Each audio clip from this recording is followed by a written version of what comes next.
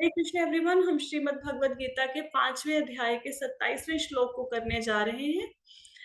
तो ये श्लोक है, स्पर्शान् कृत्वा बहिर्बाह्यान् चक्षुश्चैवान्तरे भ्रुवो प्राणापानो समो कृत्वा नासाभ्यन्तरचारिणो। ये दो श्लोक हर गीता में आपको इकट्ठे ही मिलेंगे। तो 27 और 28 हम लोग भी इनको इकट्ठा ही करेंगे। नेक्स्ट श्लोक है, यतीन्द्रिय मनोबुद्धिर मुनिर्मोक्ष परायणा विगतेच्छा भय क्रोधो यह सदा मुक्त एव सह। इन दोनों का अर्थ क्या है? समस्त इंद्रिय विषयों को बाहर करके दृष्टि को बोहों के मध्य में केंद्रित करके प्राण तथा अपान वायु को नथुनों के भीतर रोक कर इस तरह मन इंद्रियों और बुद्धि को वश में करके जो मोक्ष को लक्ष्य बनाता है वह योगी इच्छा भय तथा क्रोध से रहित हो जाता है। जो निरंतर इस अवस्था में रहता है वह अवश्य ही मुक्त है। अब इस दो श्लोकों में आपको बेसिकली ध्यान योग के बारे में बताया गया है। तो ध्यान योग कैसे करते हैं? हालांकि हमारा ध्यान योग से कुछ लेना देना नहीं है, क्योंकि हम सब लोग भक्ति योगी हैं और हम लोग ध्यान योग कर भी नहीं सकते। अब हम लोग ध्यान योग क्यों नहीं कर सकते? क्योंकि ध्यान योग करने के लिए सबसे पहले घर छोड़ना पड़ता है। घर में बैठ के ध्यान योग नहीं हो सकता, क्योंकि घर में बैठेंगे, कभी कोई बेल मारेगा, कोई फोन की घंटी बजेगी, तो ऐसे ध्यान योग नहीं होता। पहले घर बार छोड़ के अपने सगे संबंधियों को, अपने परिवार को छोड़ के जंगल में जाके बैठना पड़ेगा। ठीक है, फिर जंगल में जाके जब आप बैठ गए, जंगल में जाके अब हम लोगों को आदत नहीं है ना, अगर ध्यान योग करेंगे जंगल में बैठ के, वहां पे तो ब्रेकफास्ट लंच डिनर तो मिलेगा नहीं। वहां पे फल फूल ढूंढ के खुद ही उस इन्वायरमेंट, ना गद्दा होगा ना कुछ और होगा, ना जलाने के लिए वहां पे लकड़ी गैस कुछ होगा, है ना। तो उसी स्थिति में रहते हुए ध्यान योग की प्रैक्टिस करनी पड़ती है, which is next to impossible in today's world. हाँ, पुराने जमाने में लोग वानप्रस्थ लेते थे, बड़े बड़े राजा। अगर आप श्रीमद् भागवतम पढ़ेंगे तो उसमें आप पाएंगे कि जो भी आप कोई स्टोरी उठा लो किसी भी राजा की, आप देखोगे उसने अपना शासनकाल अच्छे से चलाया। उसके बाद वो क्या करता है, जैसे ही उसकी एज मतलब 50% पूरी होगी, वो वानप्रस्थी बन जाता था। वानप्रस्थी का मतलब क्या होता है कि वो वन में चला जाता था सब कुछ छोड़ के। तो वानप्रस्थी अपने साथ स्त्री को लेके जा सकता है, उसकी वाइफ उसके साथ जा सकती है, लेकिन सन्यासी के साथ नहीं जा सकती वाइफ। ठीक है, तो फिर वो जंगल में जाके रहता क्या था। अब राजा तो इतना बड़ा मतलब उसके पास तो बहुत पैसा है, वो तो पूरी देश का राजा है, तो उसके पास तो सुख सुविधाएं भी बहुत होती हैं।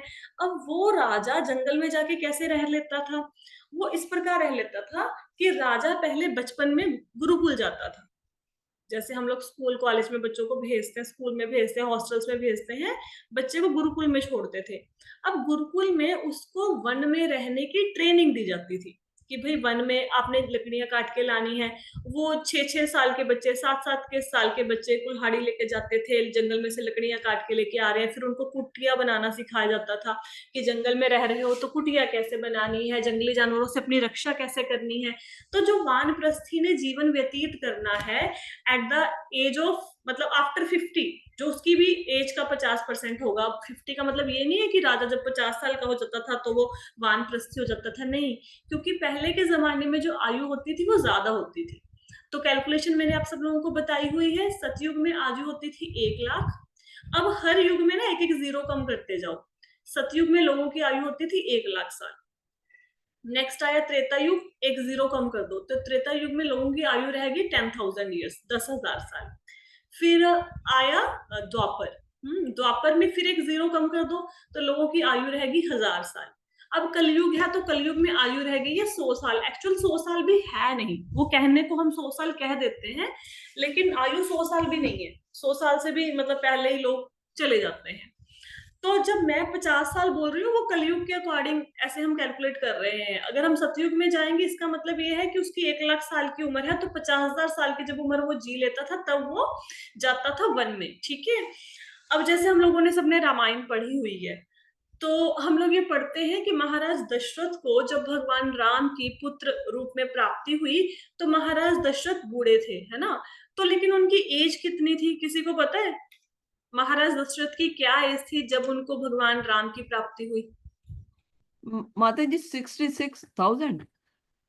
हाँ, इट वाज, आपने मेरी रामायण की क्लास लगाई थी ना, वो बच्चों वाली जो मैंने कराई थी, है ना, तो इट वाज 60,000। तो उनकी उम्र 60,000 साल की थी जब उनको भगवान राम की प्राप्ति हुई। तो ऐसे राजा लोगों को अभ्यास करवा दिया जाता था कि भाई जंगल में जाके रहना है तो कैसे रहना है। लेकिन आजकल के हमारे अब कलयुग में क्या हो रहा है कि बच्चा रहता भी एसी में है, वो गाड़ी में भी एसी में बैठता है, कहीं बाहर जाता है, उसके स्कूल में भी एसी लगा हुआ है, फिर वो घर आता है वो फिर उसको वो मतलब एसी मिल जाता है ना। तो आजकल तो कोचिंग सेंटर्स पे भी एसी है।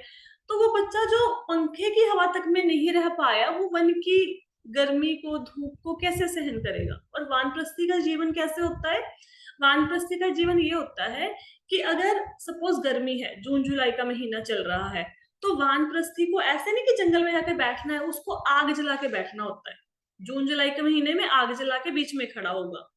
और अगर सपोज दिसंबर जनवरी का महीना है ठंड का, तो दिसंबर जनवरी के महीने में वानप्रस्थी को नदी के अंदर खड़े रहना है। ठीक है, एक तो ऊपर से सर्दी पड़ रही है, ऊपर से और नदी में खड़े हो जाओ। ठीक है, अब आजकल के हम लोग अगर नदी में खड़े हो गए दिसंबर के, नदी में क्या खड़े हो गए, हम अगर ठंडे पानी से नहा लिए 1.5 महीना तक बीमार पड़े रहेंगे। हमारा उतना है नहीं ना, उतना स्टेमिना नहीं है हमारे अंदर, तो हम लोग ध्यान योग नहीं कर सकते। वो जो वानप्रस्थी होता है ना, उसको मतलब गुफा तक में भी रहने की ऐसे नहीं होती कि गुफा में ही रह ले, कुछ नहीं, उसको ऐसे भटकना है सारा दिन, अपने जीवन को तप मारना है, इस शरीर को पकाना है, बिल्कुल सुखा देना है तपस्या कर करके। हम लोग नहीं कर सकते, लेकिन फिर भी इस श्लोक में क्योंकि बताया गया है ध्यान के बारे में, और जिसने इस ध्यान के बारे में ज्यादा सीखना है कि मुझे और जानना है, जो यहाँ पे अष्टांग योग का वर्णन हो रहा है, ध्यान योग का, तो उसके लिए है चैप्टर 6 ऑफ भगवत गीता। जो भगवत गीता का 6वां अध्याय है, उसमें भगवान डिटेल में सारी प्रक्रिया को आपको बताएंगे, ध्यान योग अष्टांग योग सब बताएंगे भगवान। ठीक है, लेकिन अभी इस श्लोक में क्या बता रहे हैं, तो मैंने बताया कि ध्यान योग में अगर उतरना है तो सबसे पहले जंगल में जाके बैठो। अगर वहां पे जाके क्या करना है आपको, जैसे एक आसन लगाना है, प्रॉपर एक आसन में बैठना है, ऐसे हिलना डुलना नहीं है कि कभी ऐसे टांगे कर ली कभी ऐसे कर ले, तो प्रॉपर इंद्रियों को वश में करना है, मन को वश में करना है, फिर ऐसे बैठ जाना है समाधि की अवस्था में। फिर क्या करना है कि जो आपकी आंखें हैं उनको दोनों आईब्रोज के बीच में लेके आना है। अब दोनों आईब्रोज के बीच में अगर आंखों को लेके आओगे तो आपको नाक का जो आगे का हिस्सा है उसको देखना होता है। ध्यान योग मतलब आप अपने अपनी दोनों आंखों से नाक के अगले वाले हिस्से के ऊपर ध्यान लेके जाना है। ठीक है, इसको आंखों, इसको देखना है, नोज नोज टिप को अपनी। और आपने आंखें बंद नहीं करनी, ना पूरी बंद करनी है आंखें, ना पूरी खुली रखनी है, हाफ खुली होनी चाहिए आंखें, हाफ बंद होनी चाहिए, मतलब हाफ। क्योंकि अगर पूरी आंखें बंद कर ली तो नींद आ जाएगी, और अगर आधी आंखें पूरी आंखें खोल ली, फिर देखोगे अच्छा जंगल है, जंगल में अच्छा वो मोर खड़ा है, अच्छा वो शेर खड़ा है, वो अच्छा चिड़िया चिड़िया है वहां पे, सांप आ गया, तो हाफ आईज, हाफ आई उसको क्लोज करो, हाफ ओपन करो, और उसके बाद अपनी नोज टिप को देखना है। फिर क्या करना है, इससे छुटकारा नहीं होने वाला कि नोज टिप को देखना है। अब हम लोग क्या करते हैं, हम एक तो सांस ले रहे हैं, एक हम सांस छोड़ रहे हैं, इनहेल और एक्सहेल यही कर रहे हैं ना। तो जो एक सांस अंदर जा रही है और एक सांस बाहर आ रही है ना, तो प्राण और अपान, ये जो अंदर जाने वाली सांस है और बाहर आने वाली सांस है, इसको प्राण और अपान बोलते हैं योग की भाषा में। बेसिकली कोई कंफ्यूज होने वाली बात नहीं है, प्राण अपान मतलब सांस लिया सांस छोड़ा, सिंपल। तो उसको इन दोनों वायु मतलब वायुओं को कंट्रोल करना है। उसको बाहर से जो अंदर हवा आ रही है उसको भी रोक के रखना है, अंदर से जो बाहर हवा जा रही है उसको भी रोक के रखना है, मतलब सांसों को कंट्रोल कर लेना है, सांसों को ऐसे मतलब नाक के बीच में अटका लेना है एक ढंग से। ठीक है, फिर इस पे भी छुटकारा नहीं है, फिर मन इंद्रियां बुद्धि सबको वश में कर लेना है, मन भी नहीं भटकना चाहिए, इंद्रियां भी नहीं भटकनी चाहिए, और बुद्धि को भी कंट्रोल में करना है। तो जो ऐसे ध्यान करता है, कहते वो योगी इच्छा से, भय से, क्रोध से रहित हो जाता है। उसका तीनों चीजों पे कंट्रोल हो जाता है, मन पे, सॉरी इच्छाओं पे, भय पे, क्रोध पे। बट ऑब्वियस है भी, अब बिल्कुल सन्यासी बन के बैठ गए, योगी बन के एक जगह पे, परिवार रिश्ते नाते सब खत्म कर दिए, कुछ नहीं चाहिए अब जिंदगी से, अब ध्यान लगा लिया नाक के अगले हिस्से पे। अब पता ही है जंगल में कुछ खाने को तो कुछ मिलने वाला है नहीं, है ना। और इंद्रियां कहाँ जाएंगी, कुछ इंद्रिय विषय ही नहीं है आसपास, और पता भी है कि मेरा लक्ष्य क्या है, मैं यहाँ पे क्यों बैठा हूँ घर बार छोड़ के, क्योंकि मुझे भगवान को प्राप्त करना है। तो बट ऑब्वियस अगर इंद्रियां जाएंगी भी, मन जाएगा भी, तो उसको बार बार पकड़ के लेके आएंगे ना कि नहीं नहीं नहीं, इसके बारे में नहीं सोचना, अगर मन में विचार भी आ रहा है तो धीरे धीरे धीरे धीरे क्या होता है कि योगी थोड़ा तरक्की कर जाता है, मतलब हायर स्टेजेस पे पहुंच जाते हैं, उसका ध्यान लगना शुरू हो जाता है। स्टार्टिंग में मुश्किल लगता है, लेकिन धीरे धीरे अभ्यास के द्वारा वो एकाग्र होना शुरू हो जाता है। तो कहते हैं कि जो इस प्रकार ध्यान योग की इस विधि का अभ्यास करता है वह भी अवश्य ही मुक्त है। तो वो मुक्त है, उसको मुक्ति मिल जाएगी। अब हम लोग ये सोचे कि हम तो ये नहीं कर सकते, हम तो परिवार में हैं, हम तो जंगल में नहीं बैठ सकते, तो हमें क्या मुक्ति नहीं मिलेगी? नहीं, आपको भी मुक्ति मिलेगी। लेकिन आपकी मुक्ति के लिए, आजकल के कलयुगी लोगों की मुक्ति के लिए एक इजी तरीका भगवान ने बताया है, प्रभुपाद जी ने बताया है, वो है भक्ति योग। भक्ति योग कैसे करेंगे? जो आप अब कर रहे हो वही करना है, वही एग्जैक्टली exactly, जो आप 2 दिन से कर रहे हो, क्योंकि कौन लोग क्लास लगा रहे हैं, तो मुझे देखने दो, हाँ ठीक है, वही है जो मतलब रोज होते हैं। मतलब ये जो सब लोग क्लास लगा रहे हैं, इनमें से मोस्टली 80% लोग ऐसे हैं जिन्होंने इस कथा के ऊपर थोड़ा सा अमल किया। अमल किया का मतलब ये है कि मैंने कथा में बोला था कि कार्तिक मंथ शुरू हो रहा है, तो जैसे मर्जी हो, चाहे रात को 2 बजे सो, 1 बजे हो सो, सुबह जल्दी उठ के स्नान कर लेना है। तो मोस्टली लोगों ने, 80-90% लोगों ने सुबह उठना शुरू कर दिया, और सब लोग आजकल जो इस ग्रुप के मेंबर हैं वो 3:45-4 बजे उठ जाते हैं, सारे स्नान कर लेते हैं, सब नहा लेते हैं, और फिर माला कर लेते हैं अपनी, जिससे माला होता है, जिससे मंगला, अच्छा मंगला आरती अटेंड कर लेते हैं ऑनलाइन, ठीक है। तो ये सब कुछ हुआ, फिर घर का काम करते हैं, उसके बाद क्या करते हैं, जल्दी जल्दी से घर का काम करते हैं। क्यों? क्योंकि फिर से क्लास लगानी है 6 बजे। 6 बजे वाली क्लास लगाई, भगवान का नाम लिया, ठीक है, उसमें फिर क्या करते हैं, फिर और भी तेजी से घर का काम करते हैं, क्योंकि 12-12 बजे क्लास लगानी है। अब 12 बजे की क्लास में उनका पूरा भक्ति का कोटा, पूरा कार्तिक मंथ में जो करना चाहिए उनको 40 मिनट में वो सब मिल जाता है। उसके बाद अपना डिनर लंच वगैरह की तैयारी करी, जो काम करना निपटाया, फिर 3 बजे क्लास में बैठ जाते हैं, फिर भगवत गीता सुनते हैं, ठीक है। इसके बाद अपने घर का काम करेंगे, साथ में अगर कोई चैंटिंग रहेगी किसी की, किसी ने कुछ सुनना है वो सुन लेगा। अब जो टाइम उनके पास बचेगा उसमें वो क्या करते हैं, उसमें जो मैं ऑडियोज भेजती हूँ कि ये दामोदर अष्टकम को ऐसे पढ़ना है, उसमें वो उसकी प्रैक्टिस करते हैं। प्रैक्टिस कर ली, अब बज गए 7, 7:15 जी, अब दीपदान का समय हो गया, तो दीपदान कर लिया, जो दामोदर अष्टकम या जैसा भी आया, सही गलत अपनी आवाज में गाने की कोशिश करते हैं, ठीक है। फिर रात को सोने से पहले, क्योंकि उनको ऐसा होता है कि कल कोई नया स्टैंजा आ जाएगा बोलने के लिए, तो रात को जो मैंने दिन में सिखाया उसकी तैयारी करते हैं, 2-4 स्टैंजा वर्सेस संस्कृत के बोलने की कोशिश करते हैं, और दिन खत्म हो जाता है, टाइम पे काम हो जाता है। तो यही भक्ति योग है, दिस इज कॉल्ड भक्ति योग, कि पूरा दिन भगवान में मन लगाए रखना, पूरा दिन। यही करना है हमने हमने कुछ परिवार को छोड़ के नहीं जाना, कोई जंगल में नहीं बैठना, कोई अपने एसी फैन का त्याग नहीं करना, सर्दियों में कंबल रजाई को नहीं छोड़ना, यहीं पे रहना है अपने घर में, लेकिन मन को भगवान में लगा देना है। जैसे कल की क्लास में हमने देखा था ना कि कछुए ने अपने अंडे दिए कहाँ पे, रेत पे, बाहर धरती पर अंडे दिए, पानी में है, पानी में सिर्फ अंडों के बारे में सोच रहा है और अंडों का पोषण हो गया, हाथ भी नहीं लगाया, अंडों को खाना वगैरह कुछ नहीं दिया, अंडों का पोषण हो जाता है इतनी दूर से भी, सिर्फ सोचने मात्र से।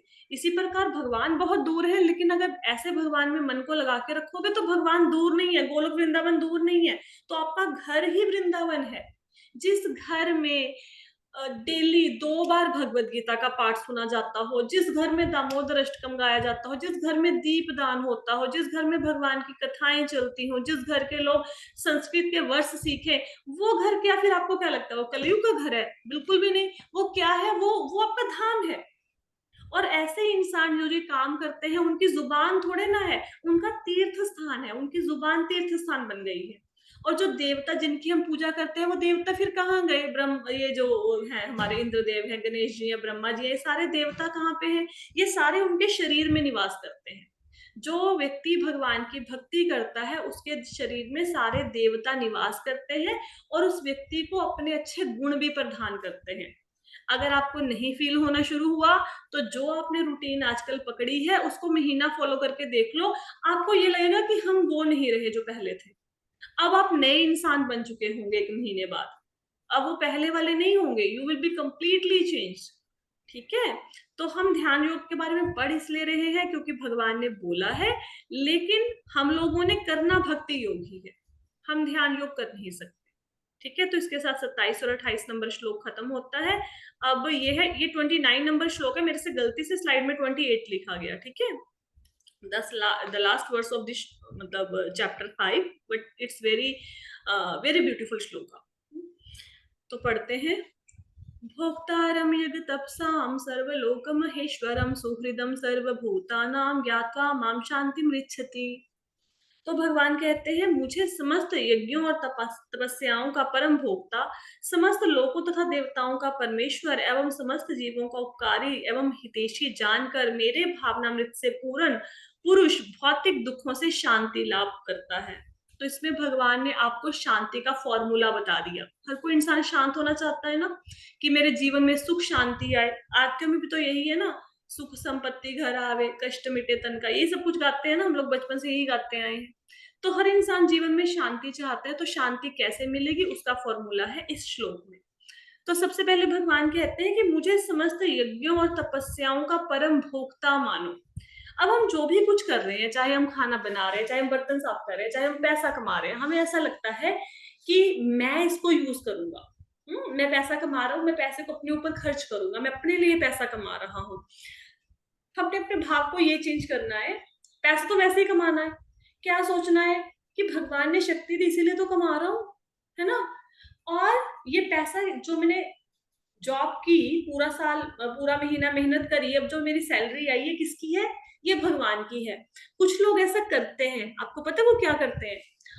आपको मंदिर में ऐसे बहुत से लोग मिलेंगे, बहुत सारे ऐसे लोग हैं, उनकी जैसे सैलरी आती है, या उनको कोई, जैसे कुछ माताएं ट्यूशन वर्क करती हैं, तो उनके जो पैसे आते हैं वो क्या करते हैं, सारे के सारे पैसे ना ठाकुर जी के आगे रख देते हैं कि ये लो जी आपकी सैलरी। ठीक है, अब क्या करेंगे, जब भी उनको जरूरत होगी ना, वो ठाकुर जी को बोलेंगे, ठाकुर जी मैंने ना वो मार्केट जाना था, आप मुझे 2,000 रुपया दे दो।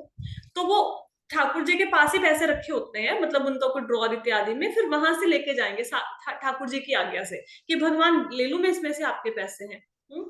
तो कुछ भक्त ऐसे भी हैं जो ठाकुर जी को सोने के आभूषण धारण कराते हैं। उनका क्या भाव है कि जब मैं सोना पहन रही हूँ तो मेरे ठाकुर जी का प्लास्टिक पहनेंगे क्या, वो सिंपल मोती पहनेंगे? कुछ ऐसे भक्त भी हैं। लेकिन इस क्लास में मेरा आपको बताने का ये अर्थ नहीं है कि कल को आप बोलोगे जी अच्छा माता जी ने बोल दिया अब ठाकुर जी के लिए सोने के गहने बनाने पड़ेंगे। नहीं, वो तो भाव के भूखे हैं। उनकी तो लक्ष्मी जी उनकी पत्नी, उनके पास सोने चांदी की कमी है क्या? उनके पास तो पता नहीं पूरे सृष्टि का धन संपत्ति उनके पास है। वो भाव देखते हैं। लेकिन आप देखो कितना उच्च भाव है। एक साधारण जैसे एक दो लेडीज हैं, दोनों ट्यूशन वर्क करती हैं, तो दोनों ने पैसे कमाए। एक ने क्या किया, एक ने लाके अपनी सैलरी को, जो उसका ट्यूशन की फीस आई, उसने क्या किया, उसने ठाकुर जी के आगे रख दी कि ये लो ठाकुर जी आपके पैसे, है ना। दूसरे ने क्या किया, उसकी फीस है उसने उठा के अपने झोला में डाल ली। ठीक है, वो अपने लिए खर्च कर रहा है। तो सिंपल, कुछ नहीं करना, सिर्फ पैसों को अर्पित करने का तरीका चेंज किया, और जो भी उसने ट्यूशन वर्क किया वो सारा का सारा ट्यूशन वर्क भक्ति हो गई। वो बच्चों को पढ़ाना भी भक्ति होगी। क्यों? क्योंकि उसका जो फल था वो भगवान को अर्पित कर दिया। अब जरूरत होगी, अब ठाकुर जी थोड़ा ना उसमें से आपके ड्रॉर में से पैसे निकाल लेंगे 5,000 रुपया कि मैंने ड्रेस लानी है, भाई दे दो मुझे। क्या खर्चा है ठाकुर जी का? कुछ भी नहीं है। हम अपना सूट खरीदते हैं ना, अभी करवा चौथ है, लेडीज ने खरीदा ही होगा, कोई आता है 4-5 हजार से कम का सूट? कभी नहीं आता। तो क्या हम ठाकुर जी के लिए 5,000 की ड्रेस खरीदते हैं? नहीं। कितने का पहनते हैं? 100, 200, 300, 400, है ना। तो ठाकुर जी जैसा भी बना दो, गरम ठंडा, कम चीनी ज्यादा चीनी, कम नमक ज्यादा चीनी, चुप नमक चुपचाप खा लेते हैं, है ना। लेकिन क्या होता है कि ठाकुर जी भाव देखते हैं। तो भाव आपका ये होना चाहिए कि मैं जो काम कर रहा हूँ, ये जो किचन है, ये किचन मेरी नहीं है, ये ठाकुर जी की किचन है। ये ड्राइंग रूम है, मेरा नहीं है। ठाकुर जी भी यहाँ पे आके कभी कभी बैठते हैं। तो मैं काम कर रहा हूँ तो ठाकुर जी देख रहे हैं मेरे को कि हाँ मेरा भक्त काम कर रहा है। ठीक है, तो उनकी नजरें मेरे ऊपर हैं। ऐसे जब आप सोच के काम करते हो ना, इसका मतलब क्या है, हमने ये माना काम हम कर रहे हैं। पहले हम सोचते थे हम भोगता है, मेरे पैसे मैं भोगूंगा। अब हमने सोचा ये ठाकुर जी के पैसे हैं। किस दिन रख के देखो आप ना, अभी कभी सैलरी का चेक या फिर अगर आपको कोई कैश मिले, ठाकुर जी के आगे रख के देखो और उनसे फिर मांगो कि ठाकुर जी मुझे ना इसमें से 1,000 रुपया चाहिए, प्लीज दे दो। आपको इतना मजा आएगा ना ये एक्टिविटी को करने में, मतलब मस्त, बहुत बहुत अच्छा लगेगा आपको। तो शांति का फर्स्ट फॉर्मूला क्या है कि मेरे पास जो कुछ भी है वो मेरा नहीं है, उसके असली भोक्ता भगवान है। सेकंड, भगवान क्या कहते हैं, सर्वलोक महेश्वरम। और वो कोई ऐसे वैसे भगवान नहीं है, वो जितने भी लोग हैं ऊपर नीचे जो 14 लोग हैं ना, उन सब में वो सबसे बड़े हैं। उनके ऊपर ना तो ब्रह्मा जी है, ना शिव जी है, ना दुर्गा देवी है, ना गणेश जी है, ना इंद्रदेव है, ना वरुण देव है, कोई उनके ऊपर है ही नहीं। ही इज द सुप्रीम, वो सबके ऊपर बैठे हैं। ठीक है, तो सब लोग क्योंकि वो महेश्वर हैं। अब कोई इंसान बोले कि अच्छा भगवान सब लोगों के महेश्वर है, ओके, भगवान सभी व्यक्तियों को भोगता है, बहुत अच्छी बात है। इसका मतलब तो ये है कि ठाकुर जी की तो फिर तानाशाही होगी। अगर सब लोगों के ऊपर है, अगर आपको बोलो कि पूरे दुनिया में एक बंदे का शासन है, उसी की बात मानी जाएगी, आपकी प्रॉपर्टी भी उसकी प्रॉपर्टी है और वो सबके ऊपर है, तो आप सोचोगे ये तो भी तानाशाही हो सकती है ना। कल को बंदा डिक्टेटरशिप के साथ हमारा सबका शोषण भी कर सकता है। तो भगवान इमीडिएटली थर्ड लाइन में बताते हैं, सुहृदम सर्वभूता नाम, कि चाहे वो सब चीजों के भोक्ता है, सारे लोगों के अधीश्वर हैं, लेकिन वो कौन है, हम सबके मित्र है। तो अगर आपको पता लग जाए कि आपका मित्र एक ऐसा व्यक्ति है जो सिर्फ धरती का मालिक नहीं है, वो स्वर्ग का भी मालिक है, हाँ, और वो पाताल लोक का भी मालिक है, वो ब्रह्मलोक का भी मालिक है, सारी सृष्टि उसके अंदर है, और वो कौन है, वो आपका फ्रेंड है। वो आपका फ्रेंड वर्ड नहीं यूज करना, आप बोलो मेरा पर्सनल फ्रेंड है, आपके अपने इंडिविजुअल। आपके भगवान को किसी के साथ शेयर नहीं किया जाता। क्यों नहीं शेयर किया जाता? क्योंकि आपके अंदर जो बैठे हैं क्षीरोदक्षयी विष्णु, वो आपके इंडिविजुअल हैं, आपके पर्सनल भगवान, जो अर्चा विग्रह के रूप में आपके घर में बैठे हैं, जिनकी आप सेवा करते हो, वो आपके पर्सनल भगवान है। वो अवतार उन्होंने आपके लिए धारण किया है, जैसे राम अवतार हुआ, बुद्ध अवतार हुआ, कूर्म अवतार हुआ। जो भगवान का कलयुग में अवतार है वो है अर्चा अवतार। वो अर्चा अवतार के रूप में आपके मंदिर में विराजमान है और साक्षात आपकी सेवाओं को स्वीकार कर रहे हैं। जस्ट लाइक बैकुंठ में लक्ष्मी जी उनकी सेवा करती हैं, गोलोक वृंदावन में यशोदा मैया, राधा रानी, गोपी इतनी उनकी सेवा करती है, उसी प्रकार हम भगवान की सेवा कर रहे हैं, वो आपके मित्र हैं। तो जब पता लग गया कि सारी सृष्टि पे कंट्रोल किसका, भगवान का, मेरी सब चीजें किसकी, भगवान की, वो कौन है, ही इज माई फ्रेंड। जब इतनी बातों का पता लगे, फिर डर काहेगा, फिर क्यों फ्यूचर से डरना है, फिर तो कोई डर नहीं ना होना चाहिए। क्योंकि देखो, एक बात हमेशा जीवन में याद रखना, कई लोगों को ऐसा लगता है धन हो, कई लोगों को क्या 99% लोगों को यही लगता है धन होना चाहिए, अधिक से अधिक धन होना चाहिए, धन है जिससे सिक्योरिटी, शांति सब मिलती है। एक बात ना जीवन में हमेशा याद रखना, 4 चीजें होती हैं, बहुत बार बताइए फिर बता देती हूँ। धर्म, अर्थ, काम, मोक्ष, ये आपके जीवन के 4 पिलर हैं, 4 स्तंभ हैं। इसमें धर्म, जो आप अभी धार्मिक कार्य जो भी कर रहे हो, पुण्य कमा रहे हो, जो भी धर्म की एक्टिविटीज कर रहे हो। अर्थ मतलब आपने जो पैसा कमाना है। काम, जो आपकी कामनाओं की पूर्ति होनी है, जो भी आपकी इच्छा है, घर, गाड़ी, बंगला, अच्छी ड्रेस, जो चाहिए आप। और मोक्ष, ठीक है। तो इसमें से जो अर्थ और काम है वो प्री डिसाइडेड है, that can not be changed.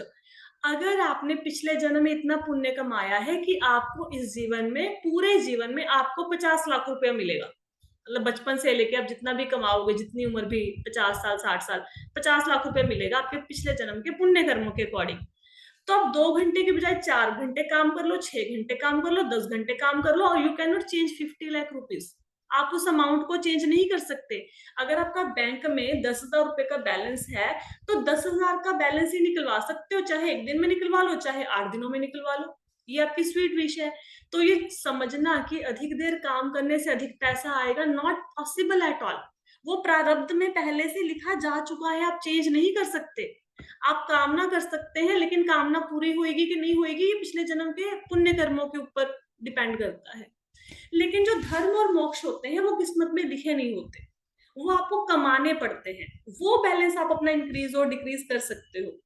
तो धर्म और मोक्ष के लिए प्रयत्न करना चाहिए, लेकिन हम सारा का सारा फोकस ही अपना पैसे कमाने पे लगा देते हैं। अब यहाँ पे एक बहुत इंटरेस्टिंग बात है, ध्यान से सुनना। जो लोग भक्ति नहीं करते, जो लोग भक्ति नहीं करते, उनको उतना ही मिलेगा जितना उनकी किस्मत में लिखा गया है। जैसे दुनिया में बहुत से लोग हैं, ड्रिंक करते होंगे, जुआ खेलते होंगे, मार पिटाई करते होंगे, तो क्या उनको रोटी नहीं मिलती? मिलती है ना। तो जो आपकी किस्मत में लिखा गया है, अगर आप भक्ति नहीं भी करते हो, आपको उतना मिलेगा। ठीक है। लेकिन अगर आप भक्ति करते हो, तो जो आपकी किस्मत में नहीं लिखा वो भी मिलेगा।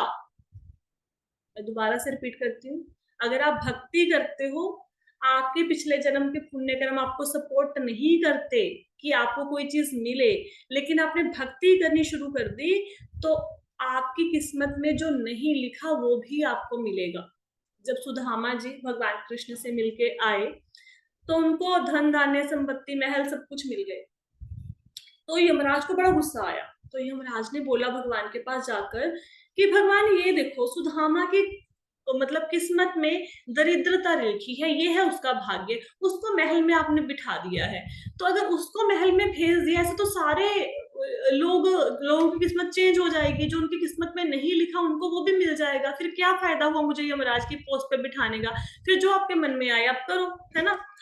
तो भगवान कहते कि वो मेरा भक्त है, मैंने खुद ने उसकी किस्मत को चेंज किया है। हाँ, तो सुदामा की किस्मत में महल था नहीं, भगवान ने खुद उसकी किस्मत में जो लिखा था उन पन्नों को पलटा और उसकी किस्मत में धन को लिखा भगवान ने।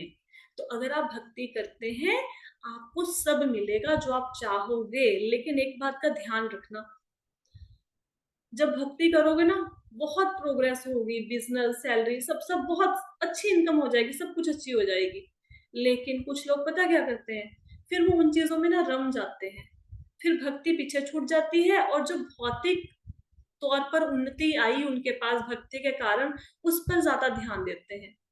जब भगवान की किसी के ऊपर बहुत अधिक कृपा होती है, बहुत अधिक कृपा होती है, तो भगवान जो जो उस भक्त के मार्ग में रुकावटें आएंगी भक्ति करने के लिए, उनको पता है कि ये धन इसको दूंगा, ये भक्ति करने से हट जाएगा, तो जितना मर्जी कोशिश कर लो भगवान उसको देंगे नहीं। आपका एक के बाद एक बिजनेस फ्लॉप होता जाएगा। कोई भी काम कर लो, भगवान फिर अपनी सेवा में ले आएंगे। कोई भी काम शुरू कर लो, फिर से ऑफिस से उठ के भगवान में आ जाओगे। मैंने बहुत लोगों को देखा, बहुत अपने आसपास के लोगों को, मतलब अच्छे खासे जॉब, बिजनेस, सब सब छोड़ के भक्ति में आए। इसके बाद जिस भी काम में हाथ डालते हैं, फिर उसको छोड़कर भक्ति करने लगते हैं, फिर छोड़कर भक्ति करने लगते हैं। तो भक्ति में कैसा आनंद है। आप भौतिक सुख संपदाएं आपको बहुत मिलेंगी, आप भक्ति कर रहे हैं, बहुत अधिक मिलेंगी, आपसे संभाली नहीं जाएंगी। लेकिन लक्ष्य याद रखना अपना। लक्ष्य ये पैसा नहीं है, ये पैसा उतनी देर तक है जितनी देर तक आपका जीवन है, और जीवन परमानेंट नहीं है।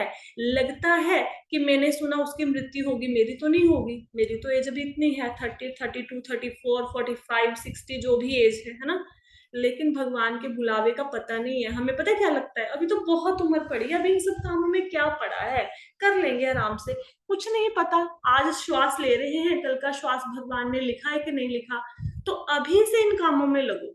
मुश्किल है, इजी नहीं है।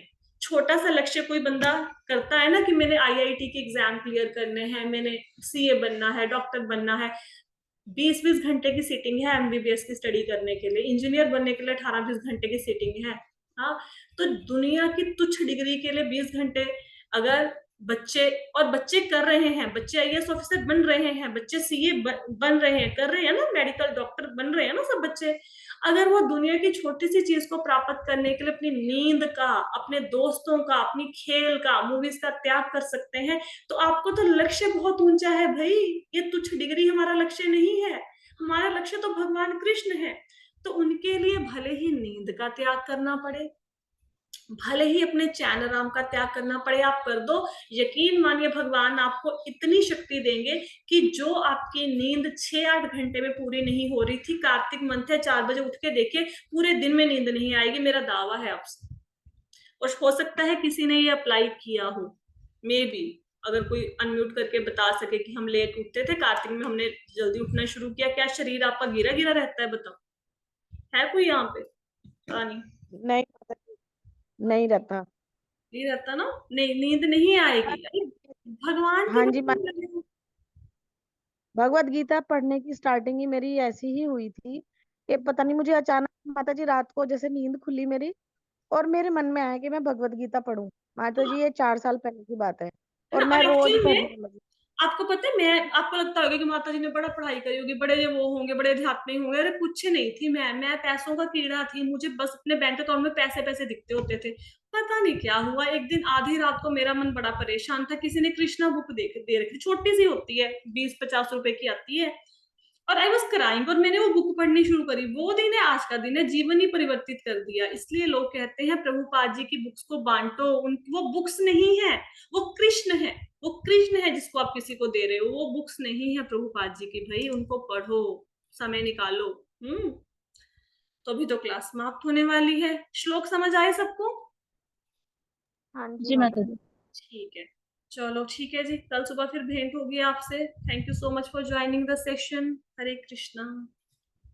हरे हरे कृष्ण कृष्ण। माता जी। धन्यवाद, प्रणाम।